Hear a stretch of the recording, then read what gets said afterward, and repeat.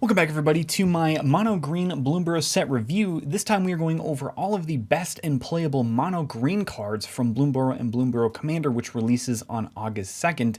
My name is Nathan, you are watching the Salty Productions YouTube channel. If you're interested in Bloomburrow and want to see all of the other playable cards from all the other colors, I've made a video for the white, blue, black, and red cards, red including colorless and lands, so you can check those out. I'll have the links down in the description below. I think we are set to start reviewing some cards here. Before I do start though, I'd just like to ask if you enjoy this type of content, leave a like on the video and subscribe if you like Magic content in general. I make it on the regular. All right, let's jump in with Cash Grab, 2-mana instant at the common rarity. Mill 4 cards. You may put a permanent card from among the cards milled this way into your hand. If you control a squirrel or returned a squirrel card to your hand this way, create a food token. I think this is the fruits and vegetables for self-mill type of decks. We've seen this recently with Smuggler's Surprise, which has a little bit of modality, but Seed of Hope is probably the more comparable option here, which features some beautiful art of Teferi actually. But Seed of Hope only mills 2 cards and you get the permanent card back, whereas Cash Grab you mill 4, and I think that if you are not ramping on turn 2 and are instead looking to self-mill, this is a perfectly playable option in your self-mill type of decks. So anything that wants to be doing that, such as for example Hogak runs a lot of permanents, and the Micro Tyrant as well. So any sort of self-mill decks where you have a lot of permanents that you can return back to your hand that can generate you either more card advantage or more mana in the early game, you might be interested in. And I honestly wouldn't even worry about the Squirrel Claws. If you want to create a food token off of that, that's great. But I think this type of card I've mentioned before is the sort of silent backbone of a lot of decks, where self-mill decks are not looking to necessarily ramp on turn 2, but you actually want to be filling your graveyard on turn 2. So another contender for the turn 2 self-mill slot in those decks. We have Fecund Greenshell, or Fecund, I'm not really sure how to pronounce that. 5-mana 4/6 elemental turtle with reach. As long as you control 10 or more lands, creatures you control get +2/+2. Whatever Fecund Greenshell or another creature you control with toughness greater than its power enters, look at the top card of your library. If it's a land card, you may put it on the battlefield tapped. Otherwise, put it into your hand. So we have a super card draw here, sort of the Nadu style of card draw, where if it's a land, it will go right on the battlefield, although this one does have the safety valve of entering the battlefield tapped. So this is an interesting Toughness Matters card. Avenger of Zendikar is the clear synergy piece with this, because ultimately all of these 0/1 plant tokens will trigger Fecund Greenshell, so you get a ton of value if you play Avenger of Zendikar with this on the field. And of course, if you're in a landfall deck, you're going to be generating a lot of lands, hoping to give you all of those, that big creature buff. And once again, Avenger of Zendikar going wide, and it's just a great buff overall. We can put this into our Toughness Matters decks. So Arcades the Strategist, representing all of the Toughness Matters commanders, and AC Tyrant of Gyre Strait, which is representative of all of the landfall commanders, of course. So it also depends on if you plan to go wide or not. If you don't plan on going wide in your landfall deck, then I would not consider Fecund Greenshell. I don't think it would necessarily make the cut, but it is interesting in a Toughness Matters deck, because if you consider the fact that often in an Arcades deck, for example, you'll be attacking with 6 power from its toughness instead of the 4 power, it becomes a 5-mana 6/6 reach, which is a little bit better. Next, we have, for the common good, it is an XX green sorcery. Create X tokens that are copies of target token you control, then tokens you control gain indestructible until your next turn, so a little bit of safety valve against board wipes there, and you gain 1 life for each token you control. Now obviously you want high value tokens to make this good. We've seen this with Second Harvest and Full Flowering, which is basically the same card, I believe, because you're populating X times, and then for the common good is you are creating X copies of tokens, so I believe it's really just a functional copy of Full Flowering. So if you're already playing Full Flowering, here's another option in the X spell slot. So what do you want to be doing with this card? Well, you want to be copying massive tokens, so it goes right into your Jared decks or your Populate style of decks here, and of course Essex Fractal Bloom, which is making crazy tokens. I will say Essex tends to be a little bit of a glass cannon commander, because if you have X6 removed, you are big sad, but if you are in in a populate deck, I think this is a clear contender. Next, we have Honor Dreyleader, 3-mana 1/1 Squirrel Warrior with Trample. When it enters, put a 1/1 counter on it for each other squirrel and or food you control, and whenever another squirrel or food you control enters, put a 1/1 counter on it. So this is awesome because it can either come down before or after you have all the squirrels and foods on the battlefield, and I think this is just a shoe-in for your go wide squirrel or food type of decks. Not much more to say about that other than just being a big beater in those decks. Next, we have Innkeeper's Talent, 2-mana enchantment class. At the beginning of combat on your turn, put a 1/1 counter on target creature you control. You can pay 1 to level up to level 2, which says permanents you control with counters on them have ward 1. And most importantly, I think you can pay 4 if you put 1 or more counters on a permanent or player, put twice that many of each of those kinds of counters on that permanent or player instead. So it does not specify 1/1 counters, so this can go in your poison decks to double up on your poison. We've seen this, I focused on the 1/1 counter theme here, so Branching Evolution I think is the obvious comparison with level 3, doubling the amount of 1/1 counters that go on your creatures. In addition, Ornery Tumblewag for that once a turn, put a 1/1 counter on a creature trigger. So does this make the cut in a 1/1 counter deck? Perhaps. I think it is more expensive than Branching Evolution already, although it does give you that nice ward protection. But I don't think ward 1 is particularly great in Commander with just all of the big mana that floats around. I think you instead play this for level 3, and you play this essentially perhaps on turn 2. You maybe get a little bit of value out of level 1, but then in the late game you blow through level 2, level 3 in one turn by activating them together, and then that allows you to get a surprise poison kill or something like that. So what kind of decks does it go in? Well, it goes in your poison and your 1/1 counter decks. Atraxa representing, I guess, either one of them. Personally, I have both an Atraxa poison and an Atraxa +1/+1 counter deck, and Shlyan Halar obviously is another popular 1/1 counter commander.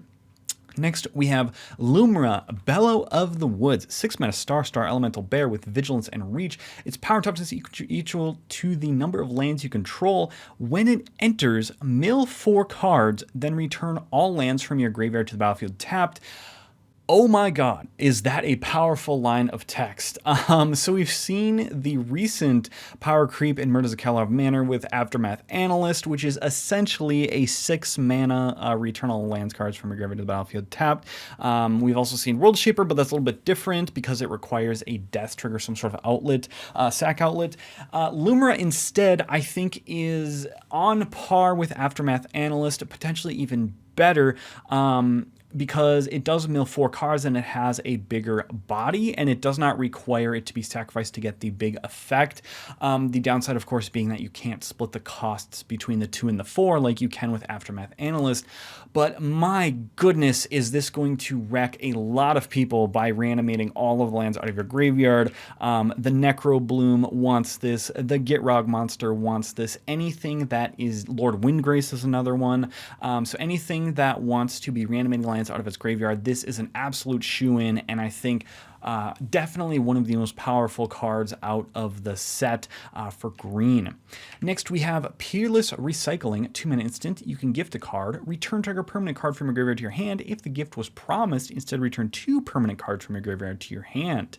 So this is a classic 2-mana draw 2. Of course, we have to gift out the card, but that can be very political in Commander, so it's not necessarily a downside. In 60-card formats, I think this is a lot worse, but of course, like I've mentioned in my previous videos, the gifting mechanic I think is a great design because it accelerates the game. It allows you to help out other players, curry political favor, and so forth, or make the arch enemy, or take the arch enemy off of yourself and onto another player.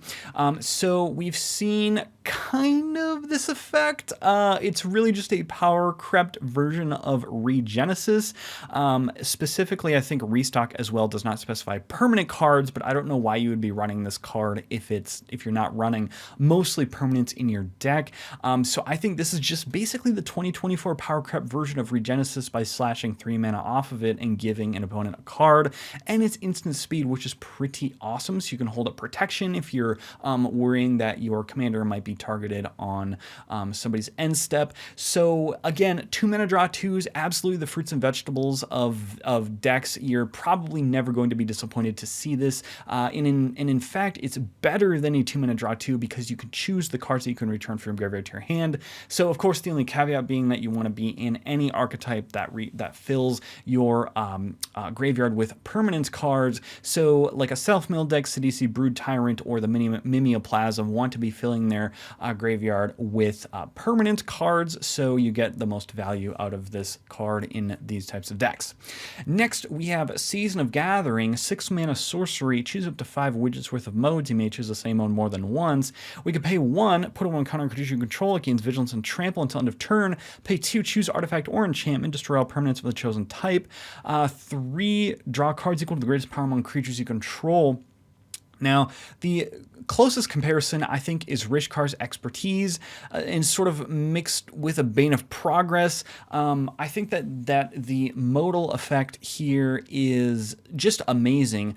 I think that this has the highest ceiling out of all of these seasons. I don't think it's necessarily the best. I know that people were saying, specifically the Goldfish crew, I think, was putting this at the best out of the season cycle, but I think that most often you're probably going to be choosing the 3rd mode to draw the cards, and then you're probably going to be wiping some artifacts or enchantments.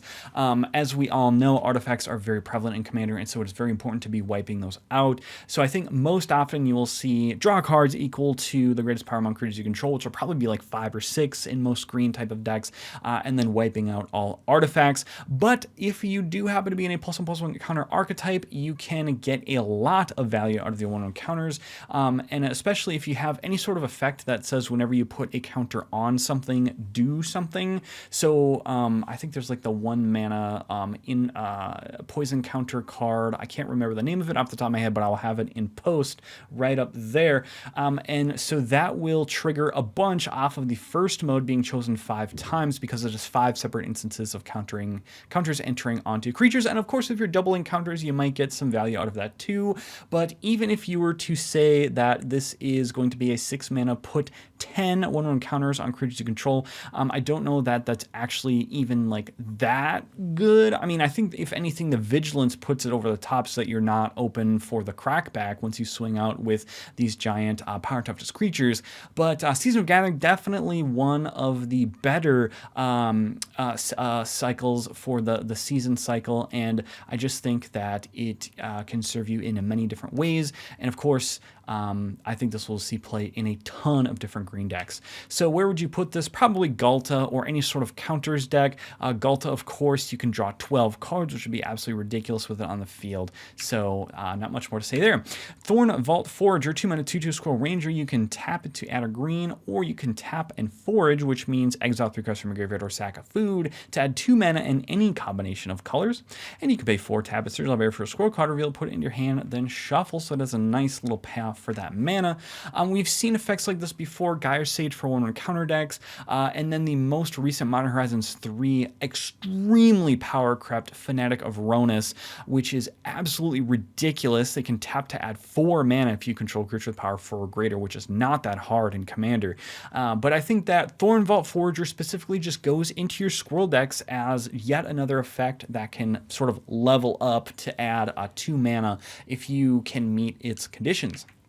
Next, we have Wear Down, 2 mana sorcery. You can gift a card, destroy target artifact or enchantment. If the gift was promised, instead destroy 2 target artifacts or enchantments. Of course, being sorcery speed, I think neuters this card heavily, although I do really like the art as he's wearing down the tree, so it can be taken down there. So equivalent effects, Force of Vigor, an absolute all-star. You can pitch a green card to get the exact same effects. And Gleeful Sabotage actually allows you to conspire, which means you may tap 2 untapped creatures you control that are green or actually have green in any of their colors. When you do copy it, you may choose new targets for the copy, so essentially you can get 2 artifacts or enchantments. Gleeful Sabotage, of course, being a sorcery, which is probably why it doesn't see much play. I think Force of Vigor is still just a much better card, but it is nice to have yet another option in green that can allow you to destroy 2 artifact or enchantments. I think that it is just neutered by its sorcery speed. And gifting a card, again, not that big of a deal, but like I've said in previous videos, I think you really want to limit your amount of gifting effects you have in any particular deck. Like if you're running like 3 gift effects, I mean, that's not a huge deal if you're giving out 1 card over the course of a game. But if you have like 15 and you're giving out cards every other turn, then that's problematic in terms of feeding your opponent's resources. But I think 1 card here or there can actually be politically favorable. Next, we have Bloodroot Apothecary, 3-mana 3/3 school druid with Toxic 2. When it enters, you and target opponent each create a treasure token, so it's really a 2-mana 3/3 with Toxic 2, factoring in the treasure token there. Whenever an opponent sacks a non-creature token, that player gets 2 poison counters, so it's a nice hate piece for treasures. I compared these to Collector Oof or Fangor Marauder. If you're already running these types of cards, this is yet another option. Of course, it will not prevent the opponent from using the treasures. It will essentially limit them to cracking 4 treasures for the rest of the game, or at least while Bloodroot Apothecary is on the field. And of course, if they already have poison counters up to perhaps 8, then that will turn off sacking tokens entirely, which can neuter some decks. So where would you put this? Well, pretty much an Infect or Toxic deck, represented here by Ixal, Scion of Atraxa. And I was maybe even thinking Rashmi and Ragavan, any deck that really cares about making treasures, which is what this is a sort of stand-in for. So if you care about making treasures in green, or you care perhaps about squirrels, or you're just in an artifact heavy meta, Bloodroot Apothecary is an option for you. And next we have Brightcap Badger, 4-mana 3/4 Badger Druid.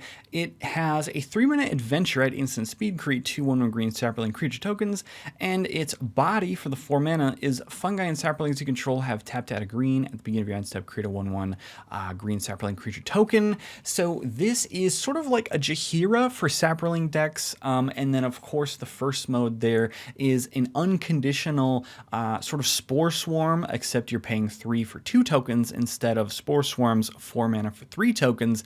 You'll notice with a lot of Spore decks, they require some sort of adding Spore counters and then removing them to make tokens. That's sort of the shtick of Spore tribal decks, but I think that this is an incredible include in your Spore decks because it allows your saplings to tap for mana, and who doesn't love giant mana in Commander? So of course, this fits right into Slimefoot the Stowaway and Micro Tyrant decks that are all fungi and sapling focused. Next, we have Communal Brewing, 3-mana enchantment. When it enters, any number of target opponents each draw a card, so you control this effect. You can have them draw or not draw. Put an ingredient counter on Communal Brewing, then put an ingredient counter on it for each card drawn this way, so up to 4. Whenever you cast a creature spell, that creature enters with X additional 1/1 counters on it, where X is the number of ingredient counters on Communal Brewing. So this is going to power up your creatures to the max. Having any creature enter with 4 additional 1/1 counters on it is crazy, and I think that is definitely worth handing out 3 cards to your opponents. So Master Biomancer, I think, is the closest comparison because this allows your creatures to enter with 2. Now, Master Biomancer is a creature and it's an elf, so you're paying a little bit of a premium at the 4 mana slot, but for 1 less mana, and we get an enchantment, which is a little bit harder to remove, at least facing black decks. We can have a better effect by having each creature enter with 4 1/1 counters on it potentially, which is absolutely crazy, and this is a slam dunk in 1/1 counters decks. Also, Tribute to the World Tree, another example of having 2 1/1 counters on each creature that enters if its power is, I believe, less than 3. So what does this go in? Of course, 1/1 counter decks. Atraxa, Praetor's Voice, Shalai, Halar, again, standing in for most 1/1 counter decks. This is absolutely amazing, and I would honestly even consider putting it in most most decks that just cast a bunch of creature spells. If you're looking for an overrun type of effect that you can power out early, now I guess I don't know if you would power it out early because it would be definitely a magnet for removal, but I guess if you are if you're casting creature spells that create tokens, so like a Hermit Druid style of effect, if your deck is filled with those types of effects, you would definitely want this as well. I guess it's not really like an overrun because you're not capitalizing on the creatures already on the board, but boy, does this absolutely power up your board, and I think is, again, one of the more powerful cards from Bloomburrow that we've seen so far. Next, we have Rootcast Apprenticeship. 4-mana sorcery. Choose 3. You may choose the same one more than once. Either put 2/1 counters on target creature, create a token that's a copy of target token you control, target player creates a 1/1 green squirrel token, or target opponent sacks a non-token artifact. So again, with the populate theme, I think is the more powerful effect here. You're probably going to want to be choosing the second mode to get the most amount of value if you have giant tokens on the field. But if you're a squirrel deck, you might get benefit out of creating just 3 1/1 squirrels unconditionally for 4 mana. Or if you're looking to target your creatures, you can definitely choose the first mode. I think the third mode is niche. You have to have, an opponent has to have a scary artifact on board, perhaps a Phyrexian Altar or something like that for you to choose that. But certainly I think this fits into populate decks. So Gret again and Chatterfang here representing all of the squirrel commanders. And next we have Thickest in the Thicket. 5-mana enchantment. When it enters, put X1 counters on target creature where X is that creature's power at the beginning of your end step. Draw 2 cards if you control the creature with the greatest power or tied for the greatest power. And I love the flavor text there. No pain, no fame. So this doubles your biggest creature's power and is really a power-crept version of Soul's Might in 2024. Now, of course, that's at the common rarity, so not much to be had there. But you get a lot more bang for your buck here with Thickest in the Thicket compared to that, because you have a Triumph of Ferocity staple onto it that draws 2 cards instead. So this, of course, goes into your big stompy decks, right? Ghalta Primal Hunger will one-shot somebody with this coming down and doubling its power, or Voltron type of decks, which Rafik of the Many is sort of a stand-in for Voltron decks here, which can not only if you pump it with Thickest in the Thicket on the field, but then it gives the Exalted double strike trigger to potentially pseudo quadruple a creature's power if it's attacking alone. So definitely an interesting card here, and I think that this will one-shot people and cause some salty losses for sure. Now we move on to some honorable mentions, so cards that are good in very niche scenarios and or are just worth mentioning but probably won't make the cut in a lot of decks.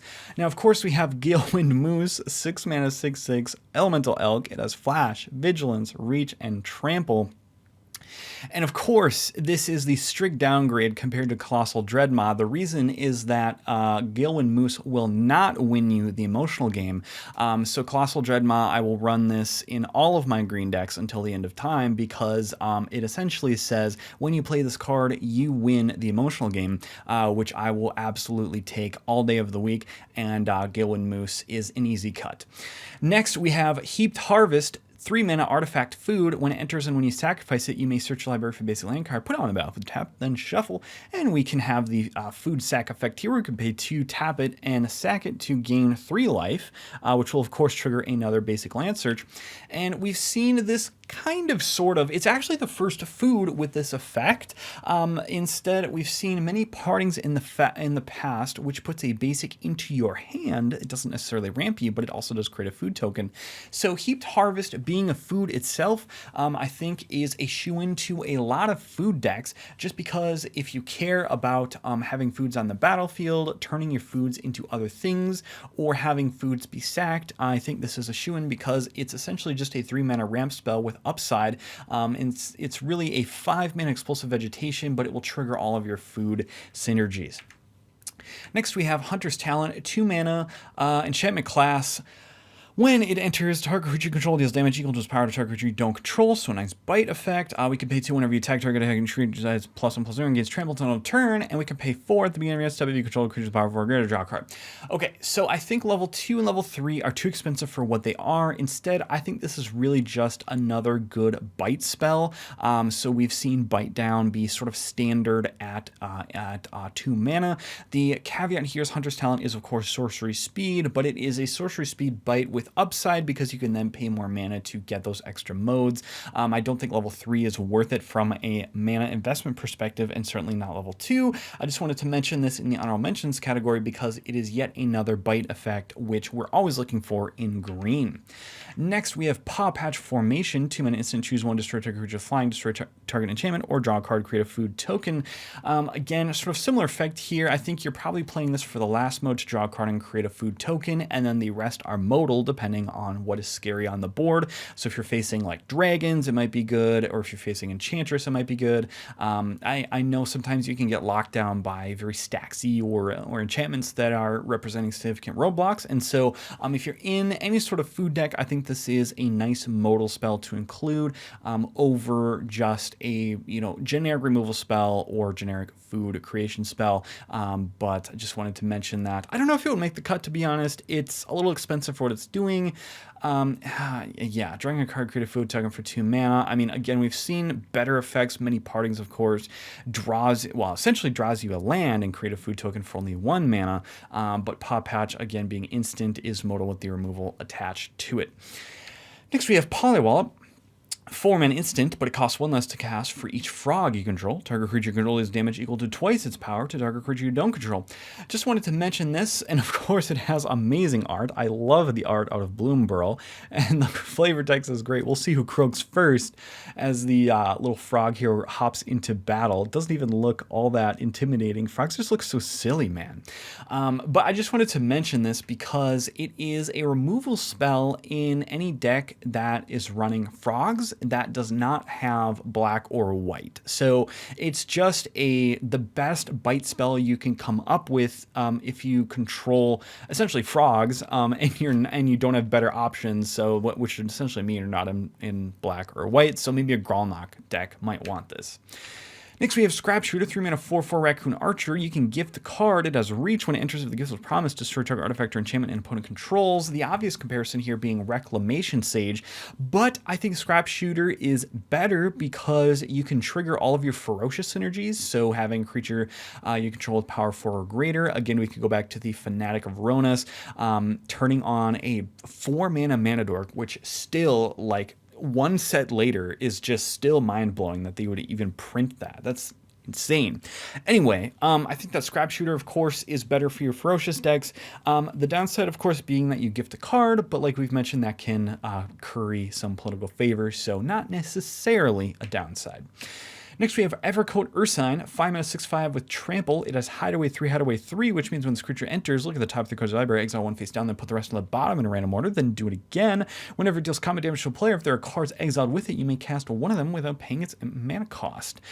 So I think this is a shoo-in for bear decks. The question is, will your opponent let you hit them with a 6/5 Trample? I think that you could probably get in on an opponent with this in a game. The problem is that it's essentially a 5 mana do nothing until you can deal combat damage, and if you're in a big creature deck, opponents are never going to let you just hit them with this. I think that they will be too scared to see whatever is in the hideaway trigger, so I think that you need to have some sort of synergy to make this worth it. So Ayula, for example, is just a stand-in for your bear tribal decks, and I think you just need some extra synergy here, maybe your elemental tribal as well. But I just think this is too scary of an effect to reliably count on that combat damage trigger. So we need some extra reason to run this card. So I think you just need to fit it into your tribal decks.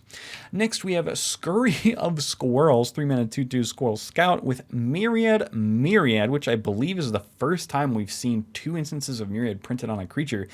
Whenever Scurry of Squirrels deals combat damage to player, put a 1 counter on target creature you control. This is an interesting card because you are sending in right? You're sending in a vanilla 2/2 to one opponent, and then to two other opponents you're making the 2/2 tokens, which of course will probably be blocked because they are vanilla 2/2s. And so of course, this goes into your squirrel decks. I don't think they would make the cut in the 1/1 counter decks because you can't reliably count on the combat damage trigger. Instead, I think where you run this card is if you have creatures entering the battlefield synergies, because this ultimately makes 4 creatures a turn. So if you're in any deck that's running like Gold Knight Commander or perhaps Adeline Resplendent Cathar, or Cather, I suppose, anything that is going to trigger off of creatures entering is where you want to be running this. So imagine if you have Gold Knight Commander on the field, you attack with Scurry of Squirrels, the 4 creatures enter, and now creatures you control get +4/+4, which is pretty sick and at least would allow the non-token copy to survive combat. Next, we have Oakhollow Village, which is just a, let's see here, an untapped land that adds colorless, and you can also tap to add green to spend a cast on a creature spell. You can pay green, tap it, put a 1 counter on each frog, rabbit, raccoon, or squirrel you control that entered the battlefield this turn. I think this just goes in your squirrel decks. I would say, again, we've seen this with all the other colors. You probably only want this in 2-color decks or less. 3-color decks tend to be focused on producing mana, colored mana pips.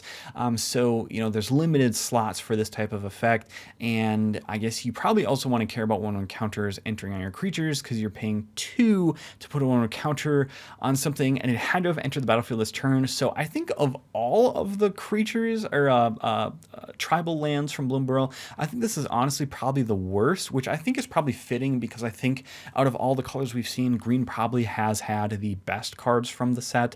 But of course, this goes into your squirrel decks, so not much to say after that. So that brings us to the top 3 green cards. What are the best green cards? What are the most playable green cards that we're going to see from Bloomburrow and Bloomburrow Commander?